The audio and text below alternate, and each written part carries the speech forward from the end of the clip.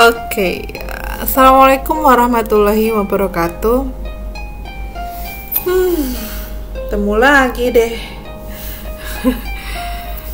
Semoga kalian gak bosen ya. Semoga ya dengan perkuliahan ini, perkuliahan online.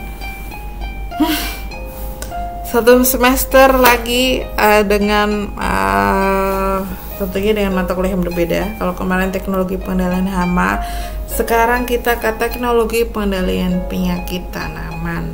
Oke. Mari kita membuka semester ini dengan bacaan basmalah. Bismillahirrahmanirrahim. Semoga dalam perjalanan satu semester ini kita selalu sehat. Sudah siap untuk bertempur kembali. Otaknya udah udah mulai bekerja lebih giat lagi ya. Oke. Dan untuk hari ini kita akan belajar mengenai Introduction of Plant Pathology. Introduction of Plant Pathology itu adalah pendahuluan ya lebih ke pendahuluan aja sih, sebenarnya nggak terlalu dalam untuk kuliah hari ini. Yang mau perdalam kalian sendiri nanti, dan ada kelas kontrak. Untuk pertemuan kedua langsung nanti akan ada akan ada presentasi oleh 3 kelompok ya. Jadi sebelum kita memulai kuliah, saya ingin kalian kuliah dulu, oke ya? Silakan dipersiapkan sebaik mungkin. Semoga untuk video kali ini tidak terlalu lama ya. Nah, are you excited to have another semester online? To be honest, I'm not. Namun, apa yang bisa kita perbuat? Let's do our best.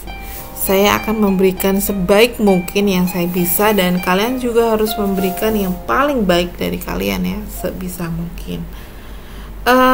Tentunya masih dengan metode yang relatif sama dengan semester lalu, karena saya belum menemukan metode lain yang sekiranya cocok untuk pembelajaran ya. Masih menggunakan YouTube ataupun menggunakan Google Meet untuk presentasi. Kalau kalian ada ide untuk perkuliahan, silahkan ya. Silahkan memberikan masukan, mungkin nanti di e-presence akan saya cantumkan. Sebenarnya enaknya kita kuliah pakai apa ya, biar tetap menarik namun tidak mengurangi kualitas dari pembelajaran. Silahkan, kalau ada ide-ide cemerlang dari kalian saya tunggu ya. Be on time, pasti be prepared. Kalian sudah paham. Kalau misalnya kita diskusi turn on camera, do not eat. Kalau makan permen, makan cemilan masih bisa lah ya. Apalagi kalau makan besar, jangan ya. Dress appropriately. Jadi gunain baju yang bagus. Yang pasti harus sudah mandi ya. Jangan sampai mentang-mentang kuliah di rumah baru bangun tidur sambil dengerin, aduh tuh kacau ya. Jadi posisikan kalian seperti di kelas, duduk yang rapi, kemudian ya sama aja gitu ya, walaupun kuliah online tapi tetap ya kalian juga fisiknya juga harus sudah siap gitu ya. Mute your mic kalau lagi nggak ngomong ya, kalau lagi nggak diskusi di mute dan sebagainya. Enjoy learning. Semoga kita semua bisa menjalankan online classroom ini satu semester dengan lebih baik lagi dari yang sebelumnya ya. Dan semoga tidak bosan lagi, ada saya lagi ya. Dan untuk sebenarnya untuk mata kuliah teknologi pengendalian penyakit ini, insya Allah ya, ini akan menjadi mata kuliah terakhir kalian ketemu dengan saya. Karena di mata kuliah karena di semester berikutnya itu rasanya sudah tidak ada lagi mata kuliah yang menyangkut hama ataupun penyakit ya. Jadi ini adalah kemungkinan kesempatan terakhir kalian untuk kuliah dengan saya. Jadi oke. Dosennya ada 3, namun saya nggak yakin Pak Tatang mau mengajar, karena kemarin terakhir saya tanya itu masih bimbang mau mengajar online antara siap nggak siap. Gimana ya Mbak Lutfi? Oke. Kita tunggu saja ya. Tapi rasanya Pak Tatang tidak akan mengajar, tapi masih ada. Kemudian di sini ada dosen baru. Ada dosen baru yang beliau baru tahun ini bergabung dengan Unsika, baru semester ini ya tepatnya. Ada yang namanya Pak Satrio Restu Adi. Nah, siapakah dia? Nah, kita tunggu saja ya. Jadi untuk kuliah ini akan lebih berwarna ya. Jadi karena tidak hanya saya saja yang mengajar, namun juga ada Pak Satrio. Pak Tatang enggak kayaknya ya. 14 online meeting ya. Kalian sudah paham lah ya kuliah dengan saya pakai apa, Google Classroom, YouTube, atau Google Meet, atau mungkin Zoom dan sebagainya. 10 menit sebelum kelas berlangsung silahkan sign in, silahkan join. Kalian harus mengisi presence, ada exam, ada mini quiz. Kemudian kalau kelas kuliah Friday at 8. Jadi kalian harus bangun pagi, mandi pagi, sarapan lebih awal, dan kita dengarkan kuliah. Kemudian untuk group work itu pastinya akan berbeda, nanti kita akan atur ya oleh PJ. Class assessment di sini ada kira-kira ada 4 komponen, ada praktikum, kemudian ada take home assignment, ada UTS, ada UAS, dan juga attendance atau kehadiran dan group work. Untuk presentasenya kemungkinan ini bisa berubah mengikuti aturan dari fakultas. Jadi namun setidaknya ada 4 komponen ini yang akan saya nilai ya. Semoga kalian nilainya nanti bagus-bagus ya. Dan tidak hanya bagus ya, namun kalian tuh benar-benar paham gitu ya. Tidak hanya kemudian di otaknya tuh cuma sementara gitu. Saya inginnya lebih lama. Seperti kalian ya, kemarin mengambil mata kuliah teknologi pengendalian hama, saya yakin masih ada gitu ya yang inget gitu. Kalau saya tanya misalnya kalau ada kuis dadakan sekarang gitu, saya tanya mengenai mata kuliah lalu, pasti kalian masih bisa menjawabnya. Karena apa? Karena saya yakin kalian di rumah itu juga benar-benar belajar. Saya yakin itu kalian belajar, karena kemudian kalian membuat insektarium itu cukup sangat membantu sekali untuk pemahaman kuliah tentang mata kuliah ya. Untuk mata kuliah kali ini akan ada praktikum, namun mungkin tidak seintens mata kuliah lalu karena kita serba keterbatasan, dan biasanya kita kalau praktikum teknologi pengendalian penyakit ini banyaknya ada kegiatan di laboratorium. Namun ketika tidak memungkinkan ya kita cari saja nanti materi-materi praktikum yang sekiranya memungkinkan dilakukan praktikum mandiri di rumah. Karena tidak mungkin untuk mengadakan praktikum di kelas ya, gitu ya. Assignment, jadi untuk kelas praktikum saya will be guided mostly by Pak Satrio. Jadi nanti saya akan bilang ke Pak Satrio, sepertinya kita tidak pakai asisten untuk sekarang, namun lebih ke langsung dosen yang menggait kegiatan praktikum ya. Jadi silahkan nanti ya berkenalan dengan dosen kita. Karena sebenarnya saya jujur ya, saya juga baru kenal. apalagi kalian juga ya sama. Jadi silahkan nanti memperdalam mata kuliah ini dengan saya dan juga dengan Pak Satrio. Yang pasti apapun metodenya, apapun caranya, silahkan dinikmati, enjoy learning. Oke. Seperti biasa harus ada resume, kemudian mungkin ada pertanyaan-pertanyaan, kemudian kalau untuk resume dan ada pertanyaan itu silakan ditulis tangan ya. Saya pengen ditulis tangan, saya nggak pengen diketik karena saya ingin kalian lebih lebih berwarna ya. Kalian benar-benar nulis. Kalau jadi ingatan seseorang itu akan lebih kuat ketika dia tidak hanya mendengarkan namun juga melihat dan menulis. Jadi itu lebih ini ya, lebih powerful, kreatif, dan mungkin nanti akan ada mini project video dan lain sebagainya. Group work, presentation, discussion via Google Meet, dibagi jadi 6 kelompok, sama ya seperti yang kemarin ya.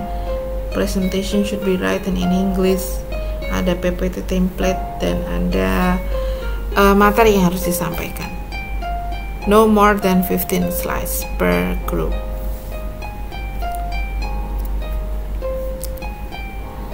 Oke, lanjut.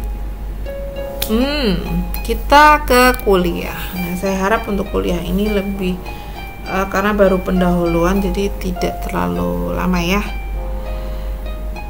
Jadi penyakit tanaman,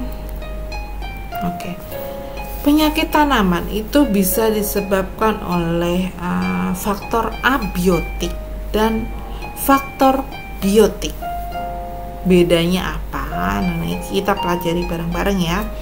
Yang namanya abiotic plant problems atau penyakit tanaman yang disebabkan faktor abiotik itu disebabkan oleh faktor lingkungan,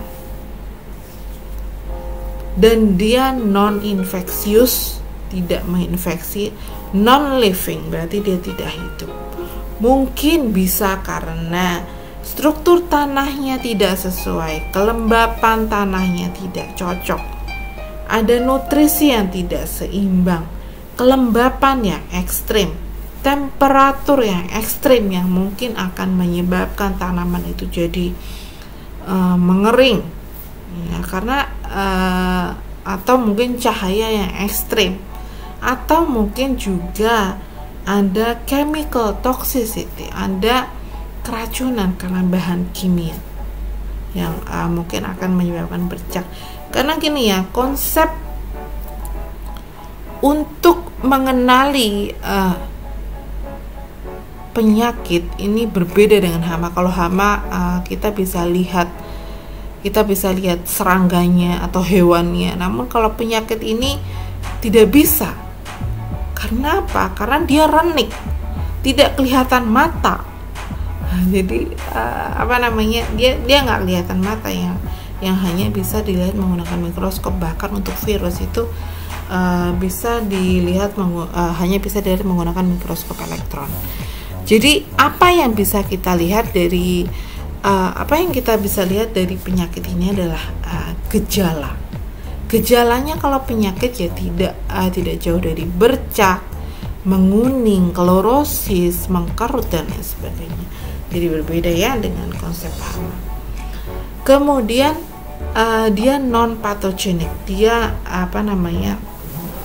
jadi non patogenik, non infeksius, non living, disebabkan oleh environmental stress.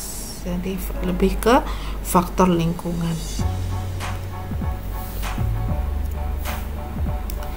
Dan apakah penyakit yang disebabkan oleh faktor abiotik ini bisa mematikan tanaman? Tentu bisa ya, dan memberi kecenderungan ketika tanaman itu lemah, oleh karena faktor abiotik, otomatis patogen atau penyebab penyakit itu akan mudah masuk gitu ya. Ya seperti kita aja nih ya. Ketika kita lemah, ketika kita imun kita nggak kuat, otomatis juga penyakit itu akan masuk, penyakit itu akan masuk. Begitu juga dengan tanaman. Ketika dia terserang oleh faktor abiotik, misalnya dia terkena cahaya yang panasnya terlalu ekstrim sehingga dia lebih cepat kering dan sebagainya, dia vigornya berkurang dan sebagainya, otomatis patogen itu akan lebih mudah menyerangnya. Bisa juga selain karena faktor lingkungan, juga karena faktor manusia, due to human activity, seperti penggunaan fertilizer atau pestisida yang berlebihan sehingga dapat menyebabkan tanaman itu mungkin mengering, mungkin mati dan sebagainya ya. Dan bisa juga terjadi tanaman itu terserang keduanya, baik itu abiotik dan faktor biotik secara bersamaan.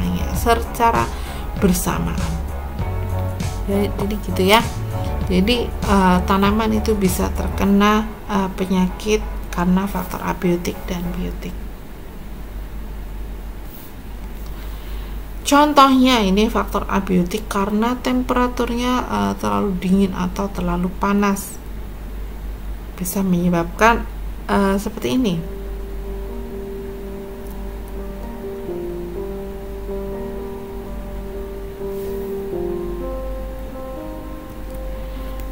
Kemudian tanaman itu juga bisa sunburn atau bisa terbakar. Jadi tidak hanya turis saja yang terbakar, tetapi bisa tanaman itu juga bisa terbakar. Oke. Kemudian faktor abiotik lainnya bisa kebanyakan air atau excess water, atau dia keluar air ya. Ada oedema di sini, ada little pimple, jadi ada kayak jerawat, bukan jerawat ya, ada dot-dot kecil gitu dari daun. Karena apa? Karena si akar itu dia mengambil air lebih cepat daripada yang bisa ditranspirasikan oleh tanaman, sehingga dia akan muncul oedema ini ya. Jadi ini termasuk faktor abiotik juga. Faktor abiotik lainnya adalah kelembapan tanah yang rendah, juga akan menyebabkan tanaman bisa layu, bisa kecoklatan dan sebagainya, seperti itu ya. Bisa timbul bercak. Kemudian ada defisiensi nutrisi, atau karena mungkin penggunaan pupuk yang tidak seimbang, salah pakai pupuk, salah takaran, kebanyakan pupuk, kekurangan pupuk misalnya, itu juga bisa menyebabkan ini ya penyakit kepada tanaman. Ini salah satunya adalah faktor abiotiknya adalah defisiensi nutrisi. Mungkin kalian sudah belajar di mata kuliah lainnya. Jadi ada tanaman itu kekurangan nutrisi, kekurangan nutrien, misalnya kurang kalsium, kurang nitrogen, kurang iron, kurang potasium, kurang mangan dan lain sebagainya ya. Jadi ada gejala-gejala yang bisa muncul dari tanaman karena defisiensi dari nutrisi. Misalnya kita contohnya ya, kurang mangan.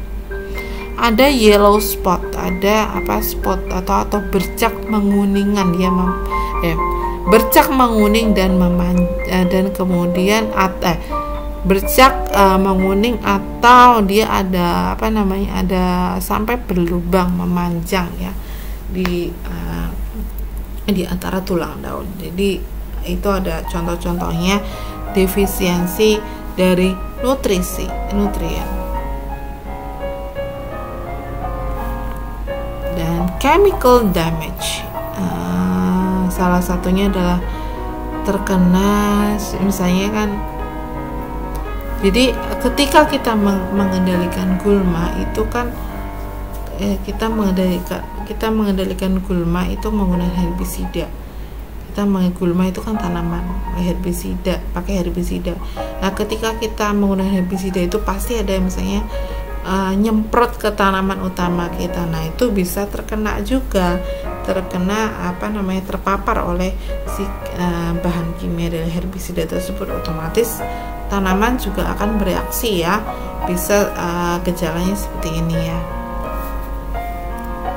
Nah, kemudian faktor yang kedua itu adalah plant problem yang disebabkan oleh faktor biotik. Nah, ini ada dua kolom di sini. Plant disease itu adalah penyakit tanaman. Faktor abiotik yang sudah saya jelaskan tadi ya, faktor lain.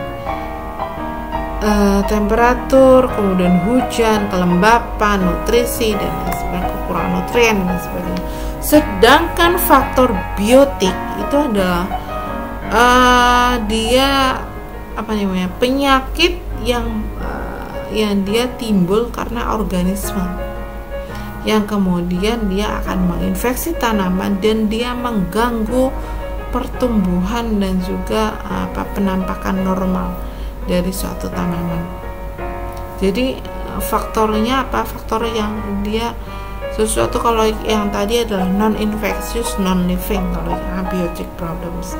Sedangkan kalau biotic problems dia infectious, dia dapat menginfeksi dan dia hidup seperti virus, bakteri, cendawan, protozoa, nematoda dan lain sebagainya. Ada yang lain seperti molikut dan sebagainya.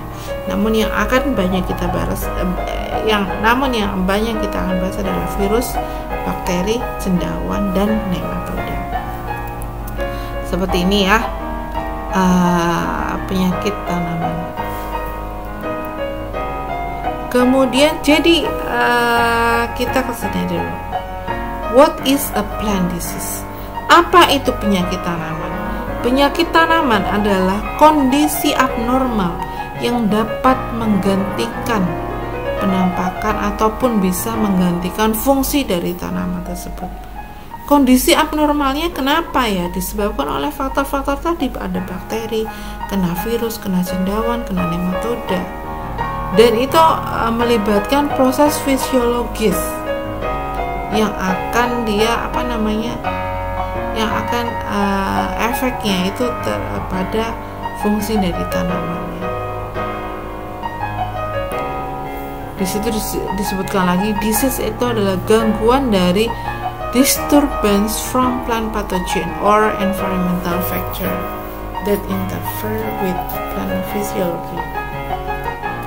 Jadi dia ada gangguan dari patogen tanaman. Patogen itu adalah penyebab penyakit yang dia berinterferensi dengan fisiologi tanaman dan akan dia mengurangi hasil dan juga kualitas dari tanaman kita. Dan ingat, yang namanya penyakit itu adalah sebuah proses. Dia tidak terjadi secara tiba-tiba. Dan dia dia butuh waktu ya, untuk sampai dia muncul gejala itu butuh waktu. Mungkin misalnya seperti ini ya. Ketika ada patogen, ada tanaman padi, kemudian dia terkena oleh penyakit kresek yang disebabkan oleh Xanthomonas misalnya. Hari pertama dia penetrasi ke dalam tanaman melalui stomata atau hidatoda. Kemudian dia masuk, kemudian menginfeksi, inkubasi dan lain sebagainya, sehingga beberapa hari kemudian baru muncul gejala. Jadi yang namanya adanya penyakit itu ada tidak terjadi secara tiba-tiba ya. Jadi dia butuh waktu ya, seperti kita ya. Misalnya kita terserang flu misalnya ya, tidak langsung hari itu juga langsung parah gitu, enggak ya. Jadi mungkin hari pertama meriang, hari kedua panas dan sebagainya gitu ya. Jadi butuh waktu. Jadi adanya penyakit itu karena ada, kenapa sih? Apa sih yang terjadi pada tanaman tersebut? mungkin ada selnya itu rusak. Karena apa? Karena ada beberapa patogen, baik itu virus, nematoda, cendawan, bakteri, itu dia mempunyai toksin atau yang akan dia mengganggu pertumbuhan dari tanaman tersebut. Kemudian adanya penyakit itu juga dia menginterferensi pengambilan nutrisi dan pengambilan air, sehingga dia tanaman tidak bisa maksimal mengambil nutrisi dan air dari dalam tanah misalnya ya. Jadi ya timbul penyakit. Nah ini ya seperti ini ada contohnya, ada daun kentang yang sehat dan terserang penyakit. Ini potato early blight, potato late blight. Nah ini kita nanti akan pelajari ini ya. Nanti kita pelan-pelan ya belajarnya ya, jangan langsung sekaligus. Kalau sekaligus nanti susah. Jadi kita pelajari sedikit demi sedikit. Oke ya, lanjut. Nah, apa yang menyebabkan penyakit tanaman itu ya? Jadi yang saya sebutkan tadi, apa sih patogen itu? Patogen itu adalah organisme parasitik yang dia menyebabkan penyakit. Siapa itu? Dia ada fungi, cendawan, ada bakteri, ada virus, ada nematoda. Nah, dan kemudian ada host di sini. Ada host. Host itu adalah inangnya. Inangnya di sini siapa? Inangnya adalah tanaman. Itu ya. Beda ya konsepnya kalau kita berbicara misalnya konsep pengendalian dengan misalnya parasitoid. Parasitoid kan ada inangnya juga ya. Kalau parasitoid itu inangnya adalah hama. Sedangkan kalau konsep dalam penyakit tanaman, host yang disebut host di sini adalah inangnya itu adalah tanaman ya. Karena cendawan, bakteri, virus, nematoda tersebut dia menyerang tanaman. Nah, ini ada disease triangle. Apa itu? Saya akan keep karena kalian yang pasti di situ ada patogen, ada host, ada environment. Saya akan skip untuk materi disease triangle.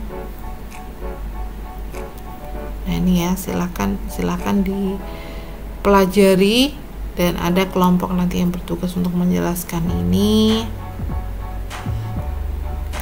Oke, yang pasti di situ ada susceptible host, ada patogen, ada lingkungan. Dan dalam konsep penyakit tumbuhan itu ketika salah satu dari komponen ini tidak ada, maka penyakit tidak akan mungkin bisa muncul. Seperti contoh,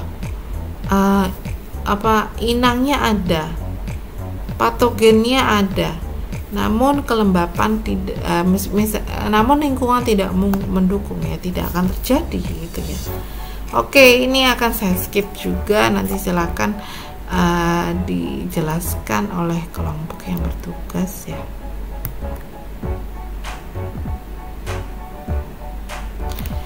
Tipe dari patogen yang banyak kita akan bahas dalam semester ini adalah cendawan, bakteri, virus, nematoda. Cendawan sudah tahu ya, jamur dia tuh. Namun jangan sebut jamur karena yang dinamakan jamur itu adalah tubuh buah ya. Jamur itu mempunyai tubuh buah yang besar, sedangkan cendawan itu yang renik. Jadi kita lebih bilangnya adalah cendawan. Bakteri ini dia mempunyai strukturnya dia lengket ya biasanya ya, dan berair. Virus, ini ada virus dan nematoda. Nematoda ini sejenis cacing.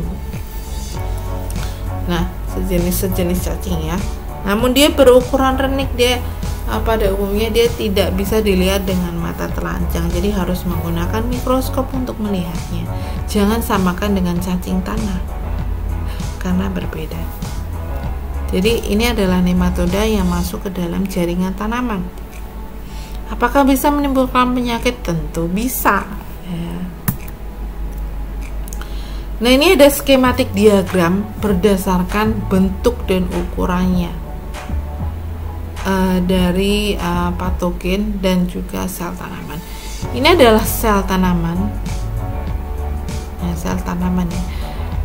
Perumpamaan ini adalah sel tanaman dan ini adalah ukurannya. Di sini ukurannya yang paling besar apa?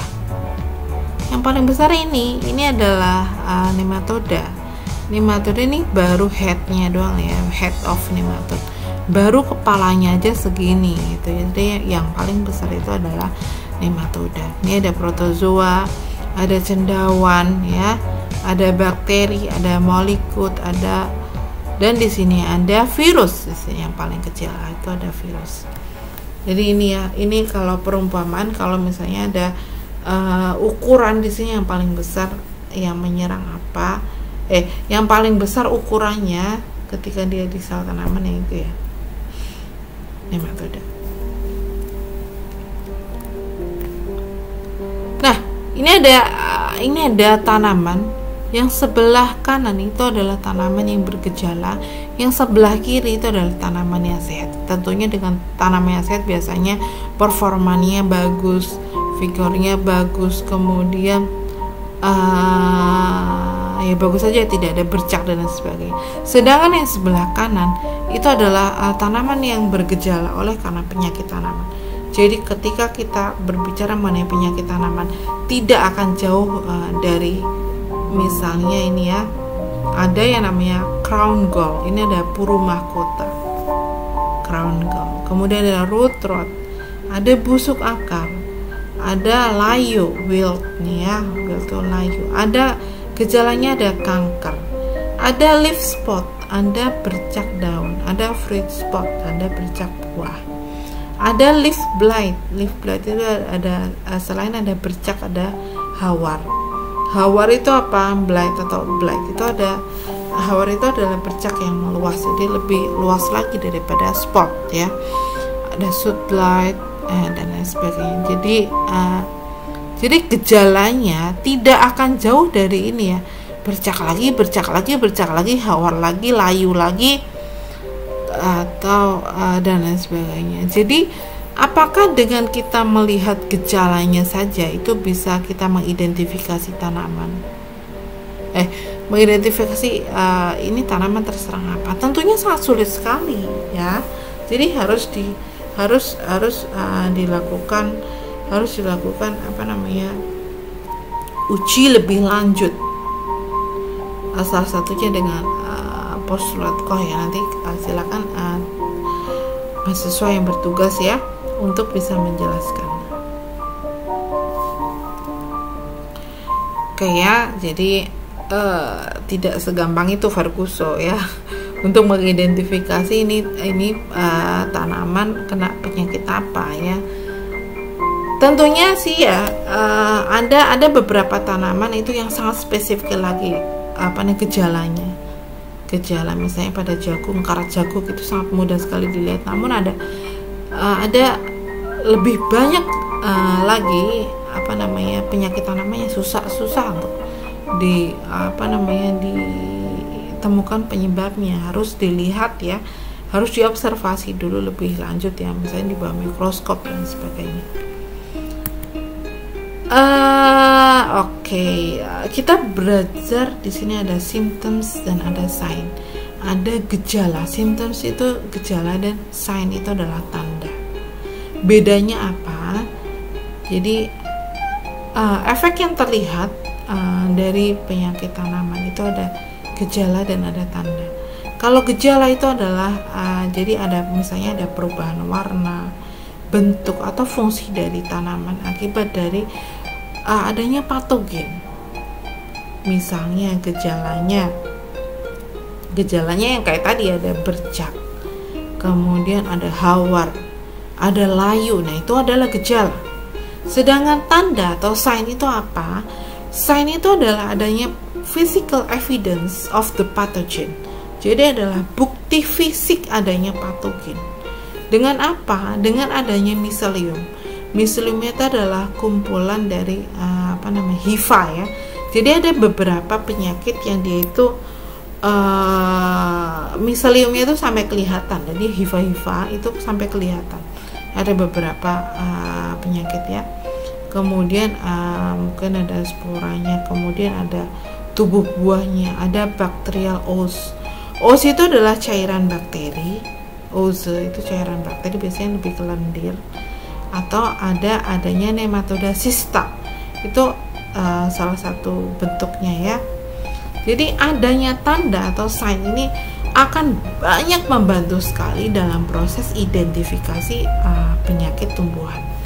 Seperti contohnya ya, ini ada tanda itu cysta yang tadi ya, cyst, nematode cyst. Ini akar yang ada bintil-bintilnya. Tentunya ini beda ya dengan bintil yang nitrogen ya. Nah, ini ada nematoda cysta, jadi ada nematoda akar yang dia itu menyerang misalnya tanaman kedelai, dan kemudian dia akan membentuk bintil-bintil di sini. Dan tidak hanya bintil-bintil ya, di bintil-bintil ini kalau dibedah isinya adalah nematoda. Dan kenampakannya dari tanamannya adalah tanaman tersebut biasanya kerdil, layu, dan lain sebagainya. Dan kalau dicabut itu bawahnya ada gitunya. Nah, untuk bisa mendapatkan gampang nematoda itu tanaman yang terserang nematoda seperti ini, itu ada tadi tanaman pacar. Tahu kan ya tanaman pacar ya, tanaman yang sering buat kuteks itu loh, yang buat kuku, pewarna kuku, tanaman pacar ya. Nah, itu biasanya banyak yang terserang oleh nematoda puru akar ya. Jadi seperti itu.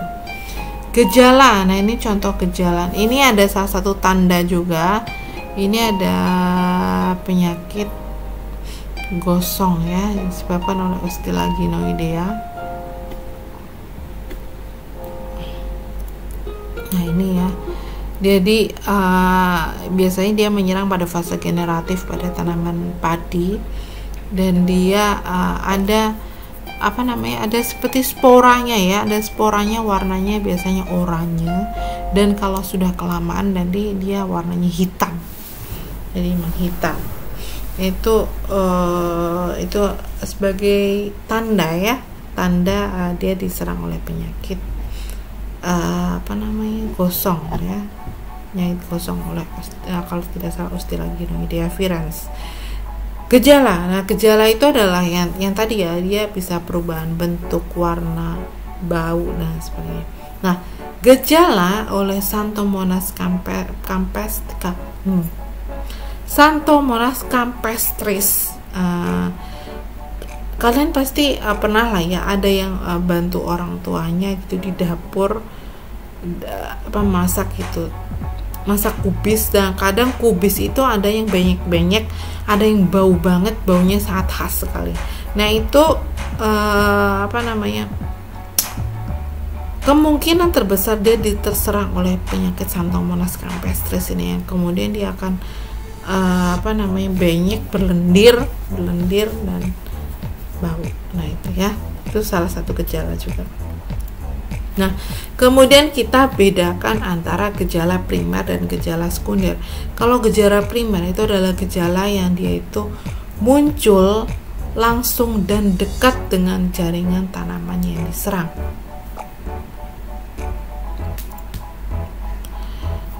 Gejala yang muncul dan dekat dengan jaringan yang diserang, sedangkan gejala sekunder itu adalah gejala yang dia jauh dari jaringan tanaman yang diserang. Contohnya adalah penyakit root rot dan stem rot in peanut yang disebabkan oleh Sclerotium rovsii. Ini adalah penyakit busuk akar dan busuk batang ya, yang disebabkan oleh Sclerotium rovsii seperti ini ya. Nah ini yang putih-putih ini adalah miselium. Miselium itu adalah kumpulan hifa. Nah, ini adalah salah satu tanda ya, tanda atau sign yang tadi saya bilang. Jadi ketika ada misalnya tanaman kacang-kacangan, misalnya kacang kedelai, kacang hijau, kacang tanah, kemudian di pangkal batangnya itu ada putih-putihnya, ini ya kemungkinan terbesar dia terserang oleh Sclerotium roxy. Nah, yang saya bilang tadi ini sangat cukup membantu sekali untuk identifikasi penyakit tanaman. Nah, untuk penyakit yang disebabkan oleh Sclerotium roxy, jadi karena dia penyakit root rot dan stem rot, jadi gejala primernya adalah busuk akar dan busuk batang. Coba kalian bayangkan ketika tanaman itu akarnya busuk, batangnya busuk, yang terjadi selanjutnya apa? Yang pasti gejala lain yang akan muncul adalah daunnya itu menjadi layu. Ya gimana nggak layu, orang akarnya aja itu sudah busuk dan juga batangnya busuk ya, jadi otomatis secondary symptoms atau gejala sekundernya adalah layu. Oke.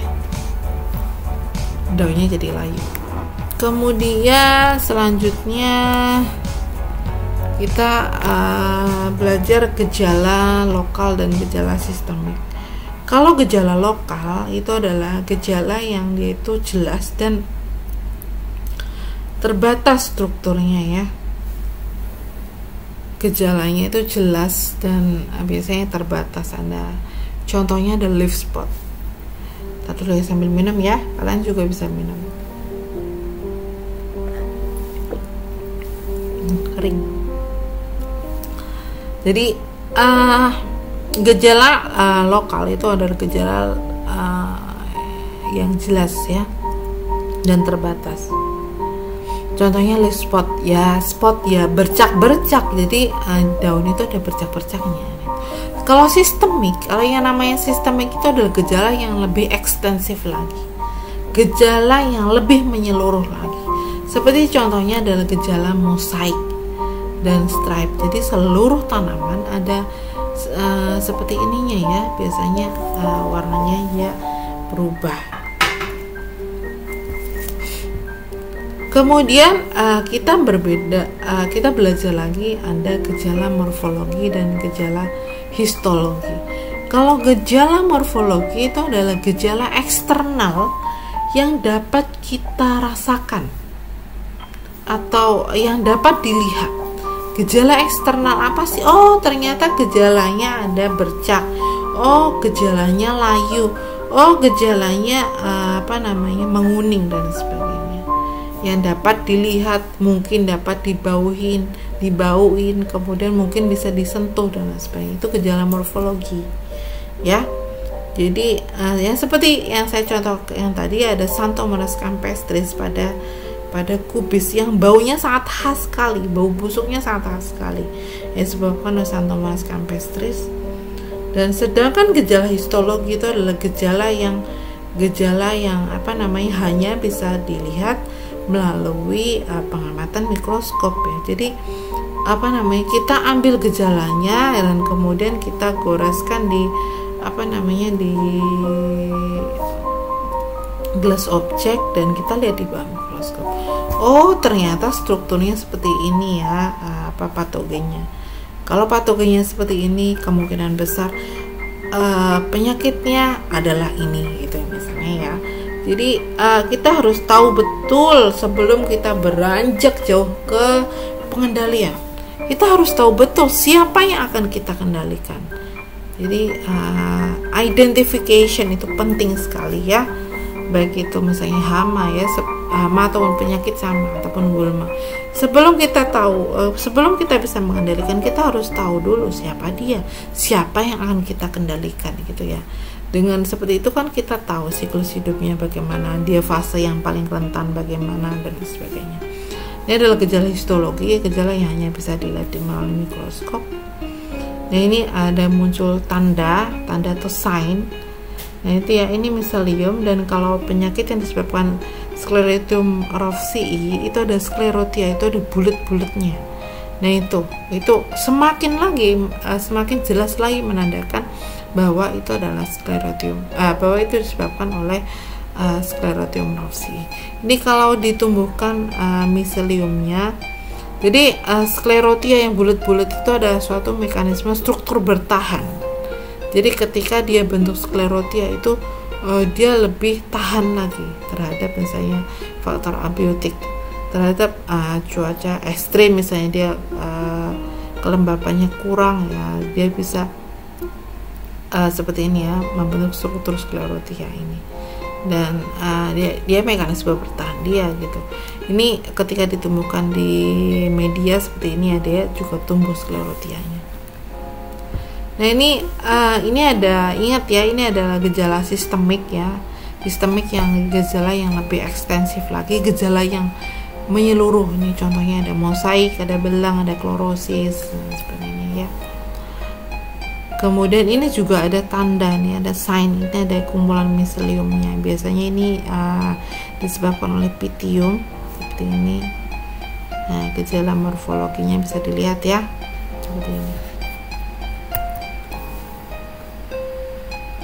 Oke, kemudian ini ada puru, crown gall, ada puru mahkota, ada kanker, ada roset. Roset itu susunan daun yang melingkar dan rapat dan sebagainya. Nah, itu ada bermacam-macam gejala seperti itu ya. Kemudian ini ada gejala lagi, ada pustul, ada pustul itu kumpulan bakteri ini. Ada hawarna, lendir, oze. Nah, itu oze itu adalah lendir atau cairan bakteri ya, itu biasanya tanaman yang terkena oleh terserang oleh bakteri biasanya muncul oze nih ya. Ada bercak nih, ada bercak nih gejala ya. Dan ini ada tanda nih, Cysta nematoda nih ya. Ini tanda juga, ada sign, itu ada kumpulan miselium dan sporanya.